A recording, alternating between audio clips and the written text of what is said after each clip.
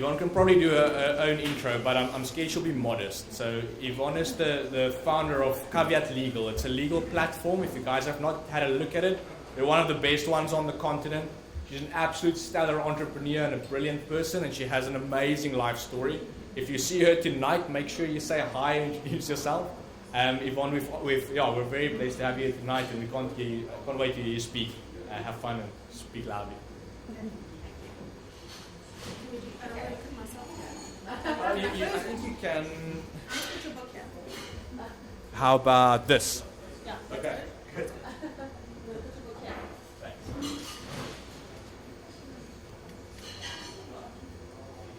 You look like a natural with this mic, eh?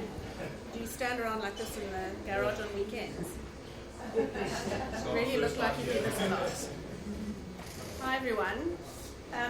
I've been asked to speak about building an ecosystem around your company. What is an ecosystem? An ecosystem is a community of interacting organisms and their physical environment. So the key feature of a healthy ecosystem is community. There have been times in the history of mankind that being part of a community has been essential for survival.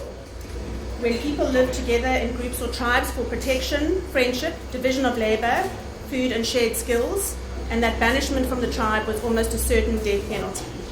Now it's possible today to live alone and to survive without community, though happiness and life expectancy are decreased. But I would argue that it's neither possible nor advisable to even try to survive as an entrepreneur without community. The environment is often hostile, with the landscape changing at great speed, where we're pressed to make high-stakes decisions that we have no knowledge about quickly and without resources. Does this resonate with anyone? Only one or two? Right. So it's tough that we have become like hustlers, jacks of all trades. We're having to make these big decisions by ourselves, and usually they work out until they stop working out. For some entrepreneurs, community comes in the form of co-founders. For others, it comes in the form of investors. And for others, it comes in the form of family members and friends who are in business. I had none of these. I was born to an engineer dad and a therapist mom. I have no entrepreneurs in the family, no entrepreneurial friends. Well, I didn't at that point. And no financial backing. I did actually ask a dear friend to co-found the business with me, but she had just learned that she was pregnant with her second child, having a special needs child at home, so she turned it down. So I never intended to run the business by myself, or to start the business by myself, but that's how it worked out. I also had no investors. Interestingly, we have had a lot of investors knocking at our door over the years, because we do work for a lot of investment funds. But because I built the business with such a light capital structure, we didn't need any cash, so we turned them down. So we didn't have community in that form either. So my experience of entrepreneurship has been a very lonely one, and making decisions on my own day in and day out until I sought community. I managed to keep the company going slowly and growing slowly, but I only achieved proper scale when I sought community. Today, the business has about 55 lawyers that we make available to businesses, VCs, private equity firms, and even corporates. We've always been completely virtual, so we didn't have to make a single operational change when COVID hit, and we saw 65% revenue growth in the first year of COVID. And today, the business is a 7-figure revenue business, and we're feeling strong and growing consistently and nicely. So looking back, and preparing for this, I realized that there are 3 types of community that I sought that I can be grateful for our survival as a business. The first is professional support. Early-ish on, I did a scaling course with 10X Entrepreneurs. It's similar to the EO Accelerator. And aside from meeting entrepreneurs at a similar stage of growth, it really highlighted gaps in our setup.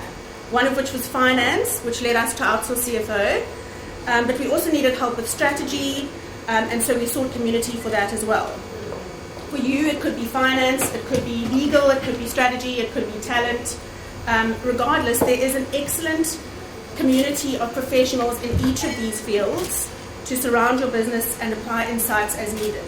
I actually can't explain the peace of mind that I have, knowing that I can make a business decision, knowing that I have Luzanne from Outsource CFO at the end of a line to give me the financial input that I need to make for this decision.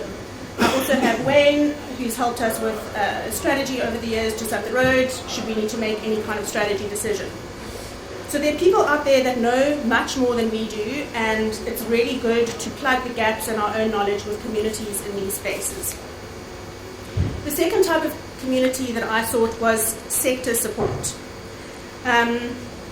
It's been quite lonely disrupting the legal sector. Lawyers are either the ones that we're disrupting, like the closed-minded, old-school type, or if they're slightly open-minded and slightly new school, then they're competitors.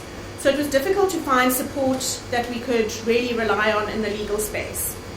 A few years ago, I was invited to join the Nelson Mandela School for Public Governance as one of Africa's 20 leading women in law and social justice, which gave me access to a group of women changing the legal landscape on the continent. This was very important because I needed the support of women taking a larger view of the legal sector and social justice, and I've relied on them heavily over the times.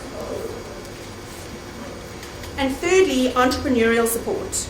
So as I mentioned, I did this 10XE course, which gave me a great community of entrepreneurs, but it wasn't until I joined EO, or the Entrepreneurs Organization, that I felt properly supported.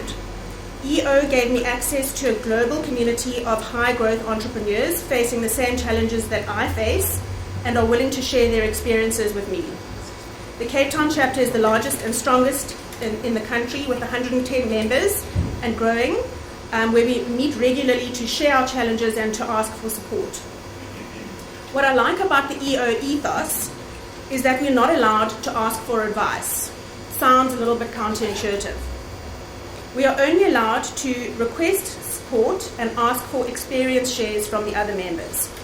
So what this means is that if I have a decision to make about what kind of CRM software to use, I'm not allowed to ask people to advise me which one I should use, but I may ask people to let me know which ones they've considered, which ones they've used, and why it's worked or hasn't worked for them.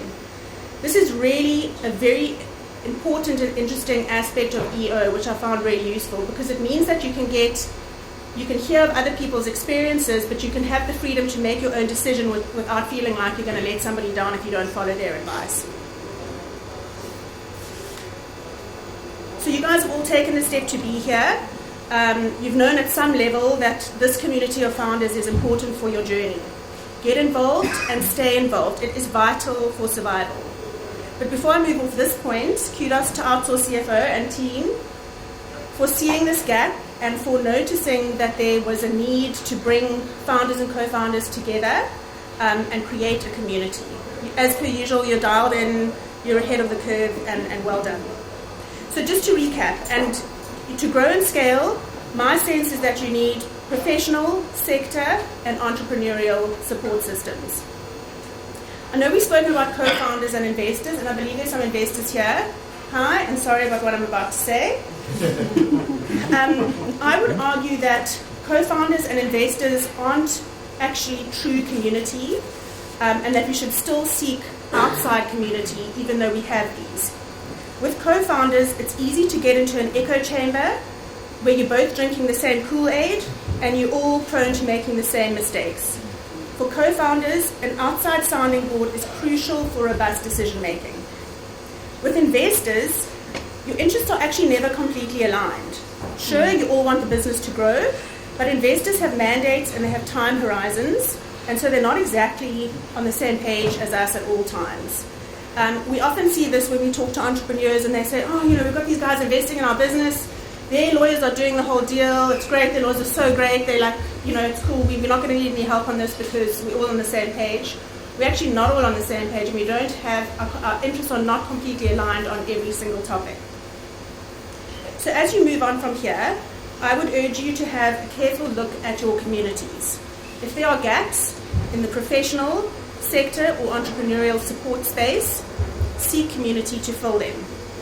You're all here, which means this is a good start, but look around and see where else you can build the support systems you need to grow and scale. Thank you.